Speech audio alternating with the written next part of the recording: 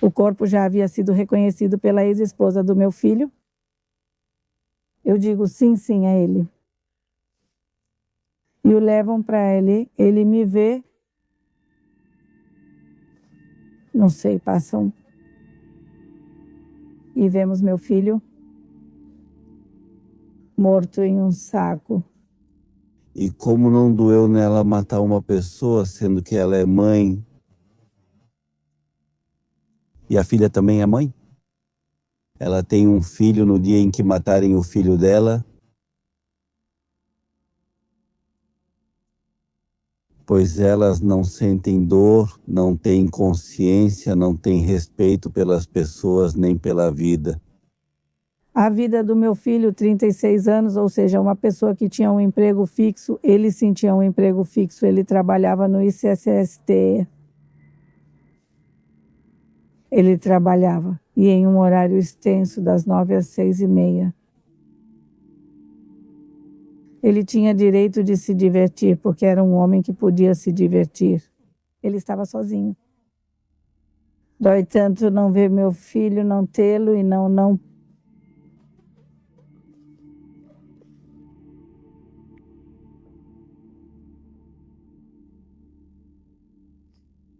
Desculpa, mas eu não aguento mais.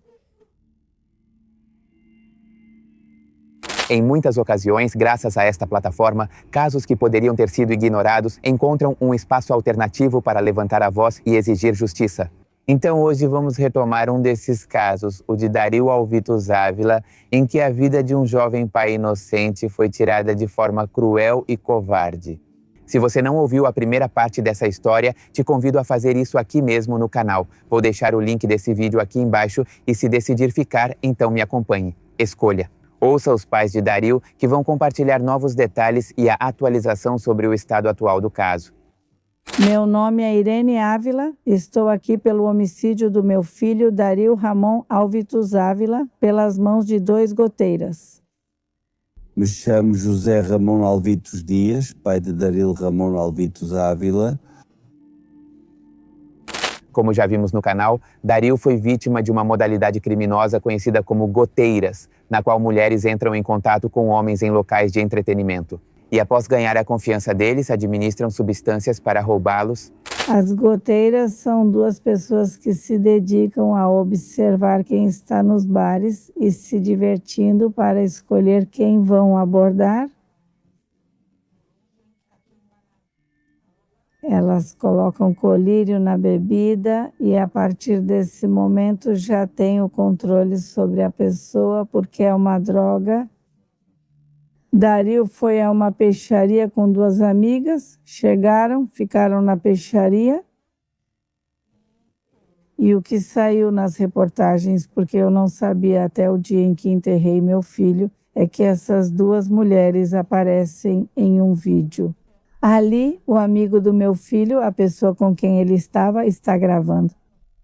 Então tem uma garota que olha para trás e sim, deixa ser gravada, mas uma delas, a filha, são mãe e filha as que tiraram a vida do meu filho. A filha olha para trás, mas se cobre. Ou seja, elas não querem aparecer na câmera, mas mesmo assim são identificadas ali. Depois elas são levadas, saem dali e vão para um hotel Picasso em Tláhuac de Ermitã, onde entram. Não sei por que permitem que 4 pessoas entrem em um quarto e elas pedem bebidas, cervejas e água. Levam as cervejas e a água e depois disso não se sabe mais de nada. Nas câmeras dá para ver que elas vão saindo com as roupas do meu filho, estão com o boné dele, o moletom, e carregam a bolsa do meu filho. Em uma delas, ela está carregando aqui pendurada e elas se abaixam para que a câmera do motel não registre e vão embora, de acordo com o que eu tenho no processo. Ao saírem, elas pegam um Uber, vão para Nesa. Em Nesa, elas tentam vender para o motorista do Uber as joias do meu filho e os celulares, tanto do meu filho quanto da outra pessoa. E aí, segundo o motorista do Uber, ele as deixa descer, diz que não quer, mas elas deixam o número de telefone delas com ele. Enquanto no motel termina a hora do serviço, batem na porta e, como veem que a camareira não abre, o administrador vai até lá, abre e encontra 2 corpos. Ou seja, encontra o meu filho sem vida e a outra pessoa encontram vomitando. Chamam a polícia, tentam socorrer a outra pessoa, levam ela para o hospital. Mas ao meu filho o mataram. 2 mulheres que se dedicam a dopar tanto homens quanto mulheres em casas noturnas, mescalerias. Não entendo porque existe tanta maldade. Por que tirar a vida de uma pessoa que você nem conhece, que nem te fez mal nenhum? Por que tirar a vida dela, quando você pode tirar só as coisas materiais? As coisas que essa pessoa tem, mas sem fazer mal a ela? É isso que eu não entendo, porque existe tanta maldade. E eu peço às autoridades que haja justiça, porque eles não se colocam no nosso lugar como vítimas. E eu me pergunto se algum dia eles já perderam um filho, que é algo muito, muito doloroso. Quando eu perdi meu filho, vou me matar, não é só uma parte do meu coração está despedaçado. Por isso peço justiça para nós. Um sobrinho nos ligou por telefone, era mais ou menos 8 ou 9 da noite. E ele disse para o meu marido: tio, Dario está morto? E ele pergunta: como assim? Sim, tio, Dario está morto. Onde ele está? E ele disse: venham para cá. E então contou para o meu marido que ele tinha falecido no Motel Picasso. Em sua busca por justiça, os pais de Dario enfrentaram não só a dor da perda, mas também a indiferença das instituições. Foi a visibilidade na mídia e nas plataformas digitais que finalmente impulsionou uma reação oficial. Viemos para cá e nos dizem: vão para a promotoria. Desde a 1 até as 9 da noite. O corpo ainda estava lá, sem que tivesse ido nenhum perito, ou seja, ninguém. O corpo já tinha sido reconhecido pela ex-esposa do meu filho. Então ela disse: sim, é ele, e o levaram para o Ministério Público. Não sei, passam... E vemos meu filho morto em um saco. Daí, e pra gente, bem, disseram para ele que iam colocar na ata que tinha sido, para o meu marido disseram que tinha sido por afogamento por fluidos, para que a gente pudesse enterrar, porque senão ia ser muito difícil. Ficamos lá até o dia seguinte, mas eu vi quando o médico legista chegou, ele chegou com umas pipetas. Foram buscá-lo em casa porque não estava lá. Ele chegou com umas pipetas, pegou algumas amostras e foi embora. E posso te dizer que das pipetas foram 3 ou 4, não mais. Eu não vi ele pegar outra coisa, todas eram com sangue, não vi mais nada. Supõe-se que são para detectar se ele faleceu por causa de alguma droga. Já vai levar elas? Bom, então já foi o velório, fiquei sabendo por sequestro. Jimenez, como tudo tinha acontecido. E começa o nosso calvário, vamos à delegacia, vai minha cunhada e meu marido, que foram os que registraram a ocorrência, porque eu não podia. E acontece que nos dizem: não se preocupe, já vão pegar elas, não se preocupe. E assim nos deixaram. Então tinha advogados que ofereciam seus serviços, mas sempre era primeiro dinheiro, até que eu, lá onde moramos. Eu tenho confiança em um advogado com quem estudei e pedi um favor. Perguntei se ele podia, ele disse que sim, estudou. O processo, ele veio, nós fizemos perícias, porque aconteceu que o perito da promotoria chegou até a me pedir um isopor. Pediram um isopor, pois não havia como levar as provas. Da promotoria 8 até o bunker onde fazem aquilo, não me lembro como se chama, algo de forense, bom, que não podiam transportar. Ficamos lá, meu advogado e nós, olhando no Mercado Livre e tudo isso, vendo de onde conseguiríamos um isopor com as especificações que nos pediam. Eu disse, eu sou diabética, tenho um isopor pequeno que aguenta 8 horas, né? Bom, eles pediram um isopor que era tipo para bebidas. E eu disse, não, já chega para a gente amanhã. E aí, quando a gente recebeu o isopor, eles disseram que não queriam mais, já estavam muito irritados, que não queriam mais. O que aconteceu a gente já não sabe.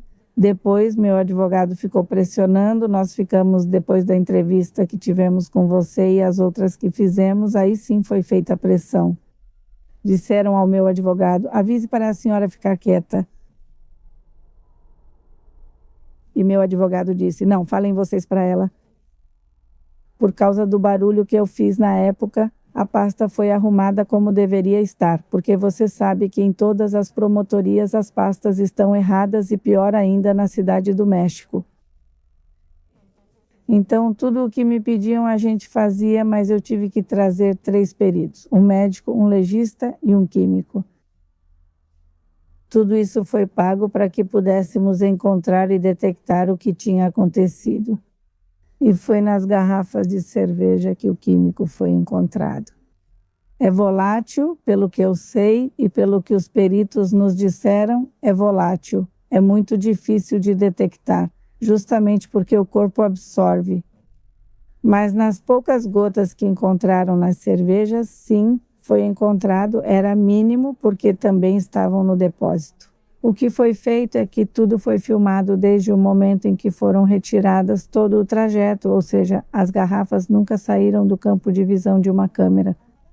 O estudo foi feito e elas foram devolvidas da mesma maneira. Foi assim que fiz meus laudos, é por isso que já foi emitida a ordem de prisão. Imagina, mais ou menos.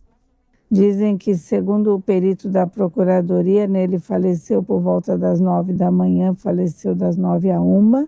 O administrador do hotel fala com a polícia. Quando eles chegam, nos avisam. Ou seja, o corpo do meu filho chegou por volta das 4 ou 5 da madrugada na delegacia, onde eles colocam os corpos. Quando tiraram seu sangue, já não restava nada. Já foi emitida a ordem de prisão contra as 2. A mãe foi encontrada trabalhando em uma agência de veículos, de carros, da Cupra, e eles a levam, a detêm, nos avisam, nós vamos, e não tinham classificado o crime como deveria ser, e o juiz reclassificou o crime quase 1 ano. Agora faz apenas alguns meses que prenderam a segunda, levou 1 ano para que a prendessem. Bem, nós agradecemos ao C4 que nos ajudou muito. Ele nos deu a notícia de que tinham prendido a mãe. E depois ele também nos deu a notícia de que tinham prendido a filha, que isso não nos ajuda muito, né? Porque isso não nos devolve nosso filho. O fato de que elas estejam dentro de Santa Marta não nos ajuda em nada. Nós queremos justiça, que elas paguem pelo que fizeram, porque a mãe dessa Fernanda, ela é mãe.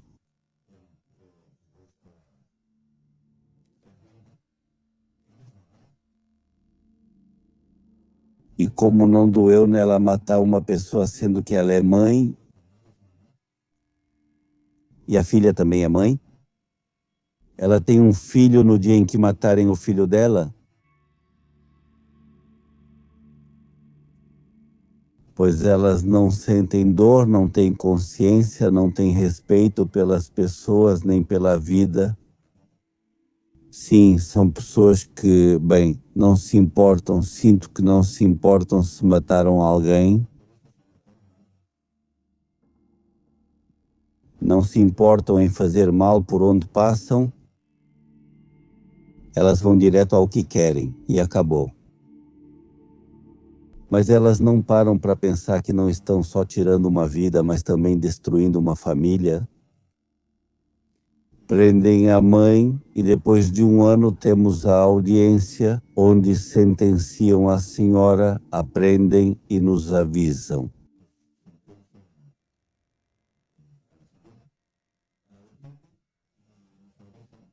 Depois de 1 ano temos uma audiência na qual é explicado para a pessoa o que aconteceu, é dito para a pessoa o motivo de estar presa. E dão um certo tempo para que eles possam, não sei, o advogado deles possa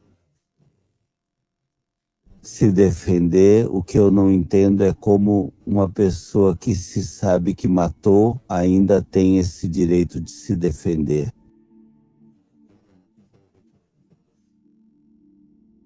Mas as leis são assim comuns. 4 meses, por aí, assim, uns 6 meses. Bom, eles ligam pra gente e dizem para minha esposa que a audiência era 1h da tarde, quando na verdade era 1h30. E a gente mora em Pachuca, então era impossível chegar a tempo, mas mesmo assim chegamos nesse horário. Eu não consegui entrar porque não tinha onde deixar o carro e minha esposa entrou. Ela participou da audiência.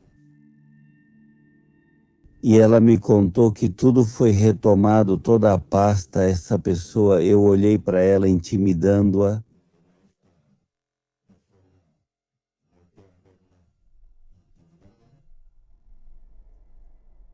E então, a partir daí. Depois houve outra audiência na qual os advogados não tiveram permissão para entrar. Tivemos outra audiência em que chegamos na hora e não nos deixaram entrar. Estamos aguardando que nos chamem para a audiência da mãe e da filha. A perda de um filho é uma dor que transforma para sempre. Com a perda de Dario, uma família perdeu a tranquilidade e uma menina perdeu o amor e a presença do pai. A dor não pode ser explicada. Vê-la ao meu lado e ver que ela ainda estava viva e ver que ela estava vivendo a vida dela como se nada tivesse acontecido. Enquanto isso, eu, desde o dia em que me avisaram que meu filho tinha falecido, não vivo, não durmo, e ainda dizer, eu não fui, quando ela já estava identificada, não só pelas provas que eu te falei dos médicos, pela administração do hotel, pelo Uber, pela própria mescalaria. As duas estavam totalmente identificadas.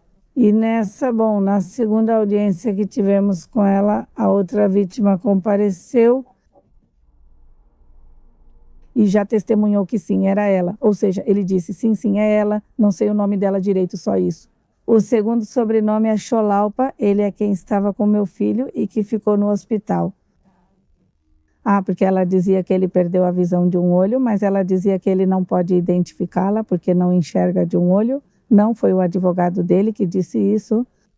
E ele então disse que enxerga perfeitamente bem com o outro porque tem um exame que ele apresentou, que não podem dizer que não. Além disso, no processo, pelo que eu ouvi, porque quando são as audiências, eles leem o processo. Ouvi que ele ia na parte de trás do veículo com ela e a filha ia na frente. Não exageraram. Essas pessoas sabem perfeitamente que ao pingar alguém vão matá-lo. Eles têm consciência disso? É a Norma N. O que eu sei é que ela trabalhava em uma agência antes, em uma agência de carros.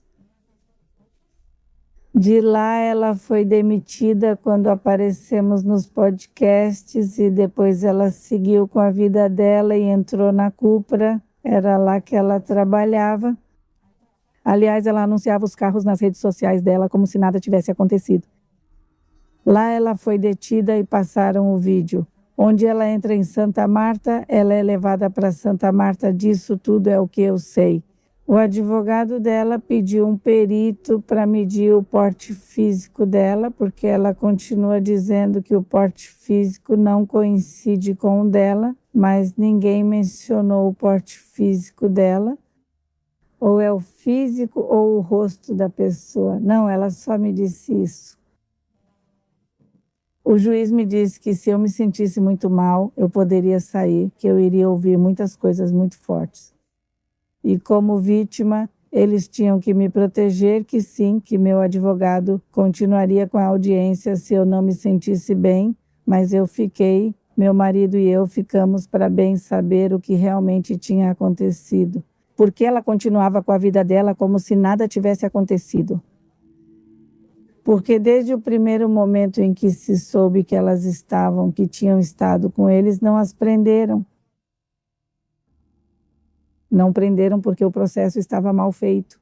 Nessa primeira vez foi quando eu soube disso, que elas estavam na mescaleria, que elas tinham ido, que tinham sido contratadas para um evento, que supostamente não faziam parte do pessoal da mescaleria, mas que foram contratadas como extras para um evento que estava acontecendo ali um pouquinho de onde se vê o vídeo, dá para ver que tinha um aniversário e elas estavam servindo lá, mas também dá para ver que ficavam me olhando muito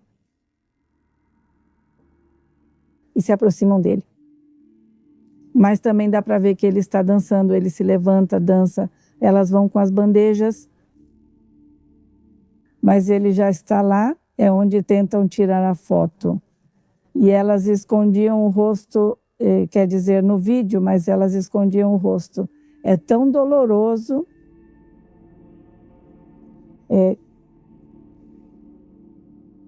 É o pior que você pode ouvir. Saber como mataram seu filho. Como deixaram ele? Por que deixaram ele desse jeito? Ele estava deitado na cama, nu, em posição fetal. É isso que diz o processo, nada mais que isso. Que ele pediu um perito para tirar algumas medidas dele, só isso. Na segunda audiência foi igual. A juíza deu a ordem para que fosse permitido o exame pericial. Ela continua detida. Apenas voltou há 1 ano e meio, 8 meses depois prenderam a filha. Óbvio, pelo que vi foi igual, graças ao C4. Jimenez, me diga, senhora, como se chamava a filha? Eu disse que era Fernanda, mas pedi para esperar. Procurei o prontuário e dei o nome. Ela disse, ela está detida. Vão ligar para ela? Eu disse, sério? Ela respondeu, sim, já a detiveram, vão ligar para ela. Então eu fiquei esperando essa ligação, fiquei esperando. E como sempre, te deixam por último, quer dizer, sabendo da distância que eu tenho. Nos avisam, eu chego, mas graças a Deus é como eu te falei.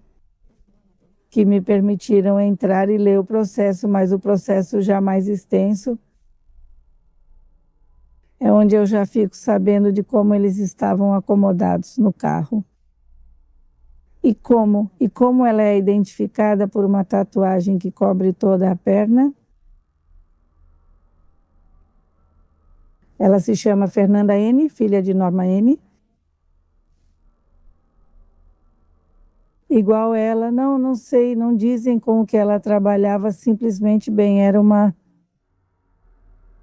moça que bem trabalhava, imagino, nesses lugares. Como o decano, como score, não sei como eles chamam, e é só isso. Não há mais dados delas no processo, além do RG e dados pessoais. Mas de que viviam, o que faziam, só da mãe que trabalha em concessionárias de automóveis e da filha não. A busca por justiça pelo filho não terminou ao levar as responsáveis diante das autoridades. O processo para que enfrentem uma condenação tem sido longo, desgastante e profundamente doloroso para a família. desde o primeiro momento em que soubemos. Quer dizer, eu pensei, como é possível que alguém se dedique, que uma mãe permita que uma filha se dedique a isso ou não? Isso entra na minha cabeça como mãe, porque, quer dizer, por que chegar à morte? Quer dizer, se disserem para o meu filho, sabe, vamos te assaltar, ou sabe, aqui suas coisas vão ser levadas. Eu sempre disse, levem o que é material, não tirem a vida, porque é a vida que nos tiram. Para nós, como família, tudo muda. Tem uma casa que está em silêncio, tem um altar, tem uma neta que nos visita e não sabemos como entretê-la. A gente faz tipo, vamos ao cinema, o que ela pedir. Mas o pai dela não deixava ela usar o telefone, porque meu filho e a esposa dele estavam divorciados. Então ele tinha visitas a cada 15 dias, ficava com a menina e não levava ela, não era que ele permitisse telefone nem televisão, eram brincadeiras ou jogos de tabuleiro, ou era que pegavam toda a despensa e faziam um supermercado, ou era cinema e nos colocavam no quarto para assistir um filme. Aqui eles escolhiam e era brincar o tempo todo, era cantar músicas e se divertir. Eu posso te mostrar vídeos desde que ele está aqui, a primeira viagem de avião dela, as férias dela. Sempre éramos nós três, porque meu marido não podia e sempre íamos nós três nas férias. Isso me tiraram. Minha neta, eu não gostaria que ela visse. Eu não gostaria porque vai ser uma dor muito forte para ela e vai fazê-la reviver o que aconteceu. O pai dela, eu não gostaria porque sim, na escola, as amiguinhas, porque bem, tudo isso sobre o meu filho, isso saiu nas redes sociais e várias coleguinhas viram e comentaram com ela. E eu sinto que isso é uma grande dor para ela. Ela sabe perfeitamente que 2 pessoas, mulheres, tiraram a vida do pai dela.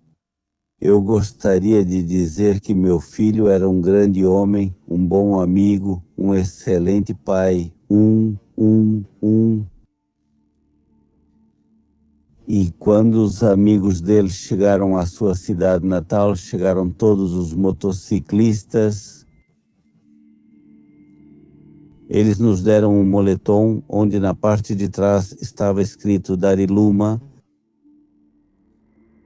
911. Eles davam um chá para seus amigos. Por que 911? Ele me pergunta, você não faz ideia de quem era seu filho? Seu filho tinha uma luz que brilhava onde quer que ele estivesse. E o 911, porque só isso, bastava uma ligação para que ele estivesse em qualquer situação, apoiando as pessoas que ligavam para ele. A vida do meu filho, 36 anos. Ou seja, uma pessoa que tinha um emprego fixo, ele realmente tinha um emprego fixo, ele trabalhava no INSS.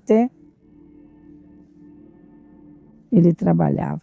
E em um horário extenso, das 9 às 6h30,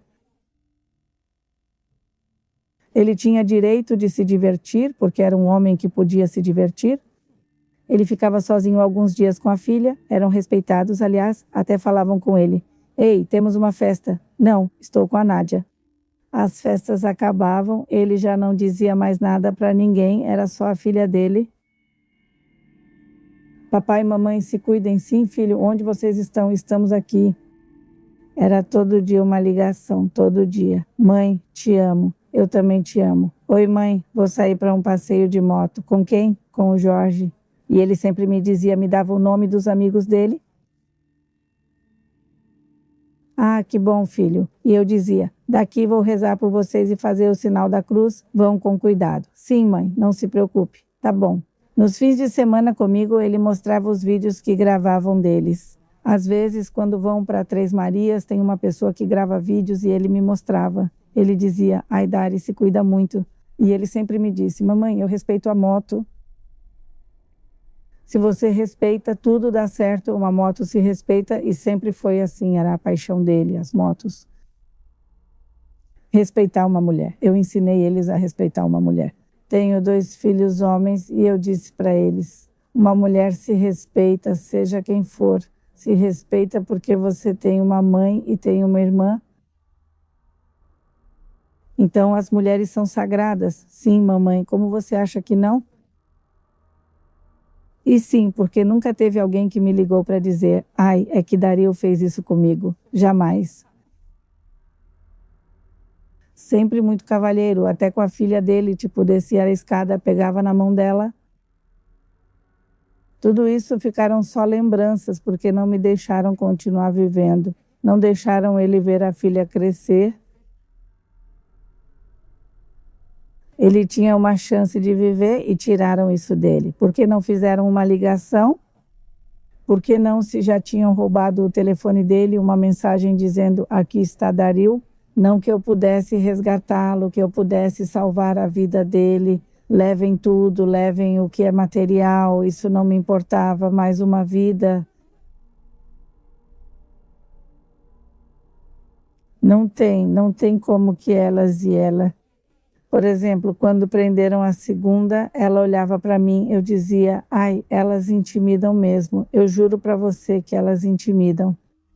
A dona Irene aponta as irregularidades que enfrentaram na busca por justiça para seu filho, destacando o que considera indícios de proteção às supostas responsáveis, tanto dentro quanto fora das instituições. Quando foi com a Norma, a agente dela não deixava ela olhar para mim, mas ela fazia assim mesmo. Ou seja, ela te olhava de forma desafiadora, não como se dissesse algo, para você ficar com medo, porque ela tem um olhar assim, intimidador, que dá medo. Mas eu pensei, não, por que eu vou ter medo? E por que deixaram ela olhar para mim? Porque se você é vítima, quer dizer, eu nem digo vítima, não que ela tenha feito algo diretamente comigo, mas ela matou meu filho. E na segunda vez, como eu te disse, já começamos a ter problemas em Santa Marta. E essa juíza, depois da última audiência, que não nos deixou entrar, saiu correndo como se eu fosse abordá-la ou dizer alguma coisa. Pois não, porque eu estava em choque por não terem me deixado entrar. Vejo que ela sai e a secretária me diz, olha, ali está a juíza, e ela sai correndo. E eu digo, senhorita, por que ela foi embora assim? Ai, não, é que ela tem mais audiências e muito trabalho, mas eu não ia fazer nada com ela. Vamos saindo, assino minha saída e ela sai e volta a entrar. Isso foi o que achei estranho. Também que a juíza saiu, olhou para a gente de novo e voltou. E ela entrou na sala dela. Eu nunca tinha visto uma juíza assim. Desde que tenho ido nas coisas do meu filho. Bem, corrupção. Não encontro outra palavra. Porque se você não deixa a vítima entrar em uma audiência e dá prorrogação para o acusado, não sei como se chama isso. Então, para ela, sim, deu mais uma oportunidade, deu audiência e multou o MP. Sabe o que? Ela pede os vídeos do hotel, sendo que estão em todas as redes sociais, que não foram fornecidos. E esses vídeos estão na pasta de investigação e deram prorrogação para ela. Ou seja, como você dá prorrogação se você já tem, a pasta já tem? Me disseram que sim. Como elas estão respaldadas dentro da União, o Tepito está por trás delas, que são os que estão protegendo elas. Alguém está mantendo elas assim, não sei, eu não conheço. Desconheço tudo isso. E o que eu estou pedindo agora é justiça, só isso. Eu já sei o que sempre disse, por ser homem. Porque se for mulher, a justiça é rápida. Bom, às vezes não. Eu já vi na maioria das vezes que dizem não, pois prendem antes de investigar, já está preso. Porque elas não. Porque se foi um homicídio e foi um homem, a lei não foi seguida como deveria ser. Ou até onde vamos poder proteger nossos filhos, nós mães? Porque até onde vou poder continuar protegendo a integridade do meu filho, que tiraram a vida dele há 2 anos? Porque já no dia 23 de março vai fazer 2 anos que isso aconteceu e eu continuo lutando e continuo até onde der. Ainda não me mandaram a intimação, agora eles me mandam por e-mail ou por WhatsApp. Sim, o que precisamos é que já se encerre de uma vez, a pasta já está fechada, falta a da Fernanda, esse prazo que a juíza deu para que nos convoque. Se supõe que já estamos nos dias em que vão me convocar, para que já se encerre, bom, que se encerre essa audiência. Vou nomear novamente meus advogados, pois já recusei o defensor público que disse: me colocaram aqui e não conheço o seu processo. Eu não sei do que se trata e ele já nos contou as anotações que ele tinha feito. Isso foi tudo, que era uma prorrogação para que esse vídeo pudesse ser apresentado. Mas, bem, está aí a justiça, não sei quantos, mas os que tiver que pagar. Não quero reparação de dano, pois a vida do meu filho não será compensada com dinheiro. E acho que nenhuma mãe aceitaria uma reparação de dano. Quando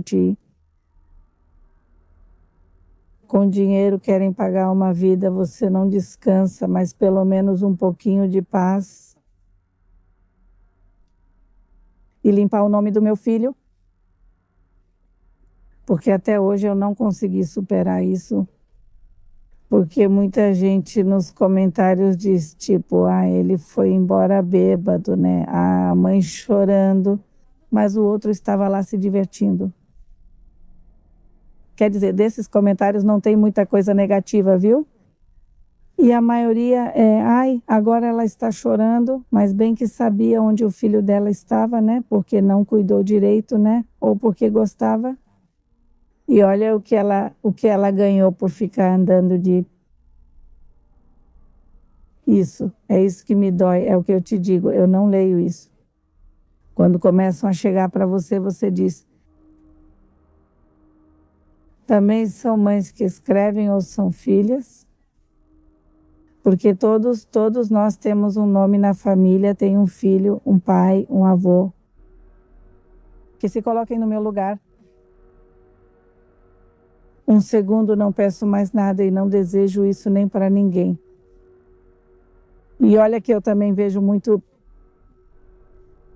E eu digo, bom, te escrevem e dizem, pelo menos você tem. Tem mães que não têm, que não os encontram. Mas nem para elas, nem para mim, sim. Tem uma. Isso é uma solução? Já encontrei, né? Elas e eu mataram os nossos. Isso é o que ninguém entende, é a perda de um filho. Eu queria vê-lo, tê-lo. Tem dias que eu digo, já chega, adeus. Não me deem mais vida, me deixem aqui. Porque já não encontro uma maneira de... Ou agora o quê? Ou por quê? Eu criei um vínculo entre nossos filhos tão forte, tão unido e com tanto respeito.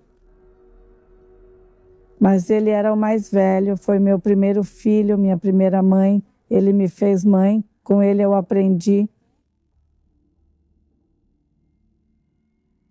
Foi ele quem me fez vovó pela primeira vez. Conheci esse sentimento? Mas eu não consigo. Quer dizer, tem vezes que eu digo para o meu marido, não quero mais levantar, Não consigo mais porque minha mente trabalha, porque não se faz justiça de verdade. Porque meu filho se foi? Existem tantos porquês e tem tanatólogas que te dizem porque tinha que ser assim. A ausência de Dario pesa profundamente no lar que ele deixou, seus pais. Eles canalizam sua dor através da música, escrevendo canções em sua memória e se apoiam em sua fé em Deus, para focar ou encontrar, melhor dizendo, forças para continuar. Essa esperança lhes permite seguir em frente, convencidos de que seu filho descansa em paz, enquanto eles não desistirem na busca por justiça. Pois eu pergunto a Deus como pode existir esse tipo de pessoa, ainda mais sendo mulheres. Mas até agora ele não me respondeu. Eu não entendo por que pode existir gente assim, com esse tipo de maldade e até piores. Por isso que eu escrevi uma música para o meu filho e com muita dor. E também aproveitando muito o tipo de leis que temos no México. Pelo meu filho Daril, pelos seus, pelos que vêm depois, vamos juntos fazer a mudança para que este México possa se curar.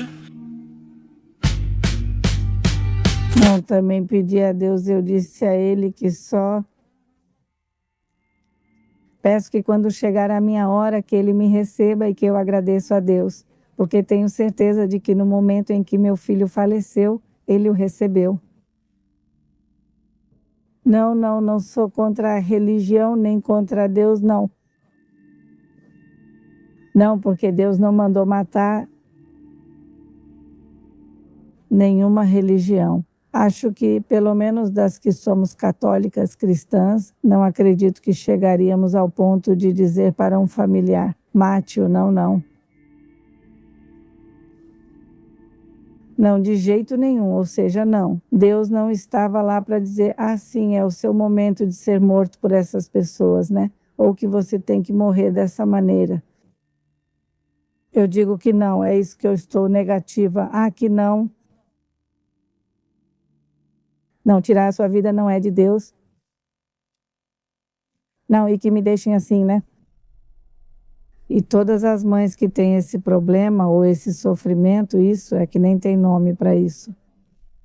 O que eu tenho, o que eu sinto, mas sim, tem algo que morreu e que foi embora com meu filho. E que se eu luto, me esforço e sorrio com meus filhos, com minhas netas, sim, eu faço isso. Mas chega o momento em que meu marido e eu vamos descansar e nós dois choramos. E nós dois sentimos falta dele. Temos seus bonés, suas roupas,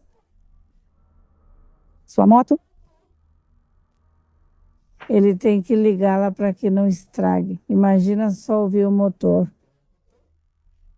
Ao ouvir, eu corria para abrir a porta, pois já sabia que ele estava chegando desde a entrada de onde moramos. Ali eu já sabia que meu filho estava chegando. Ver o carro dele.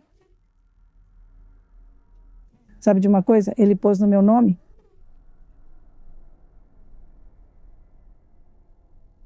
Era um carro que quando vi pensei, que lindo, incrível, quanta tecnologia quando vou dirigir isso. E os amigos dele sempre me diziam, Dario sempre falava que aquele carro era para você, porque a gente queria comprar para ele, e ele dizia, não, esse é para minha mãe. E o que uma médica me disse, que eu visse minha neta. Você diz que, ou as pessoas espirituais, não é que elas pressentem, mas não creio que ela imaginou que ele morreria assim. Me dói tanto não ver meu filho, não tê-lo e não.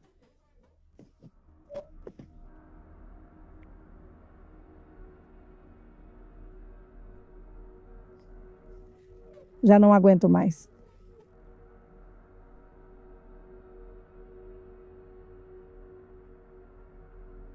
Não consigo, já não consigo mais, meu filho.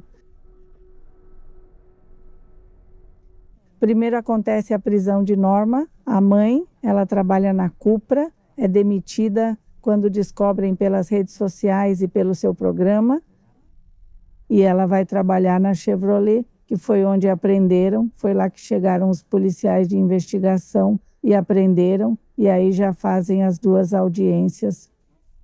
Ela é vinculada ao processo e a partir daí passam-se 6 meses, que é o tempo que elas têm para apresentar provas.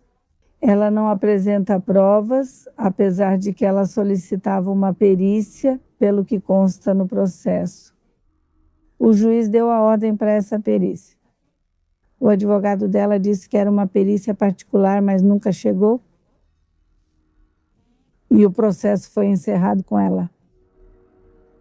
Eles a detêm depois de quase 8 meses, 1 ano, 8 meses. Bom, primeiro a mãe, com uns 8 meses, mais ou menos, 7, 8. Detém a filha, Fernanda N. Ela é detida, acho que saindo da casa dela, até aí é isso.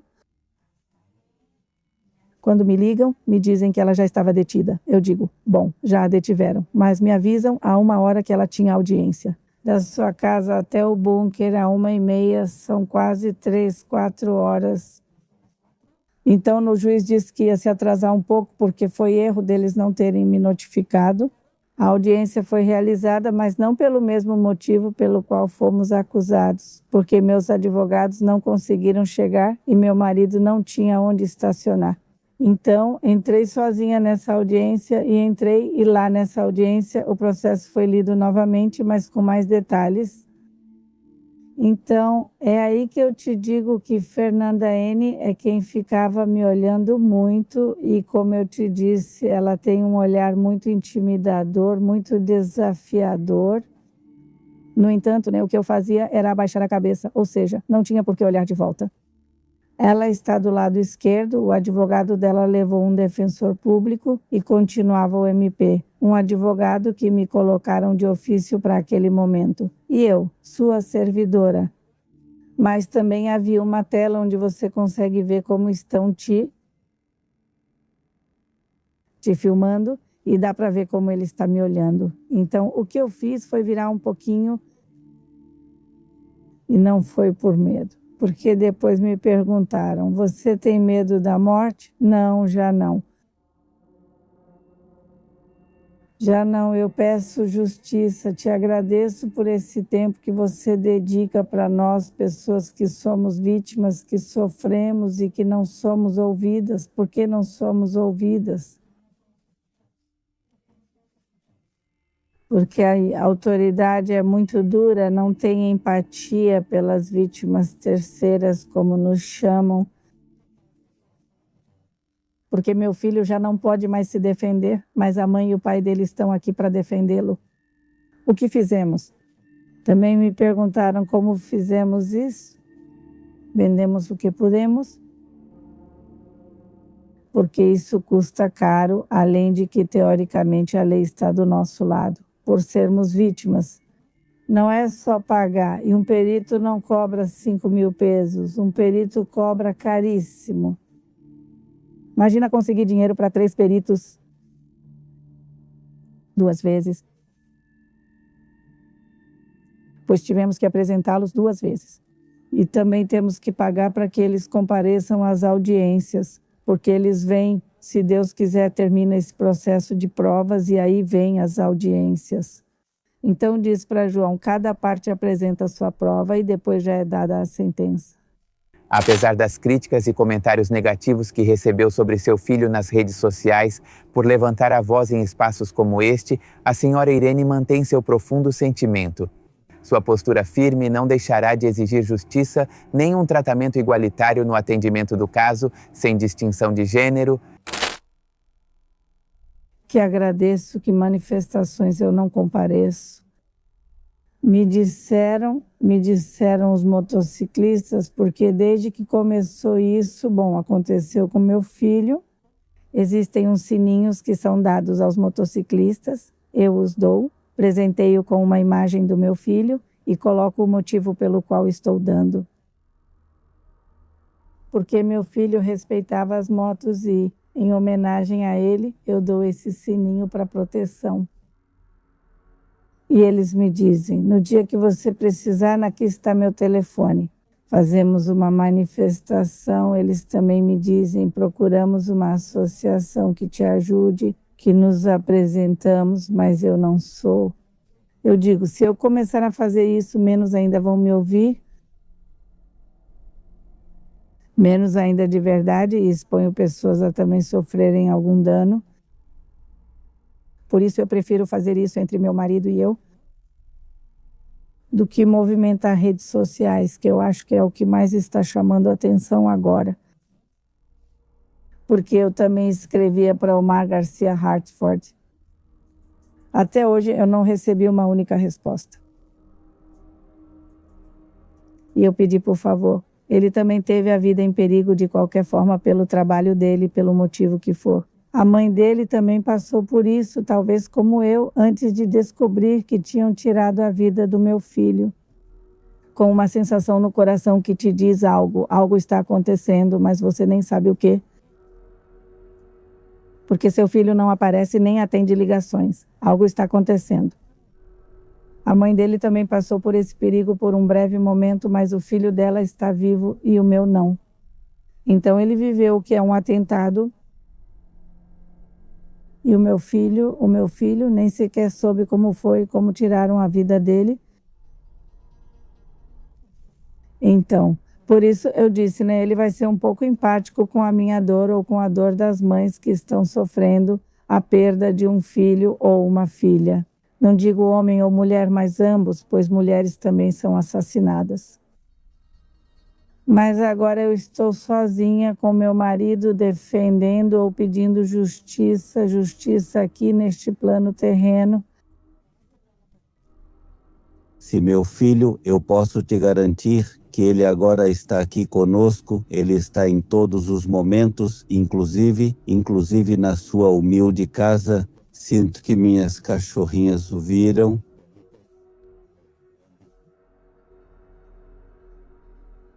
Porque em algumas ocasiões elas começam a choramingar e choram para algo que você não vê, mas ela vê.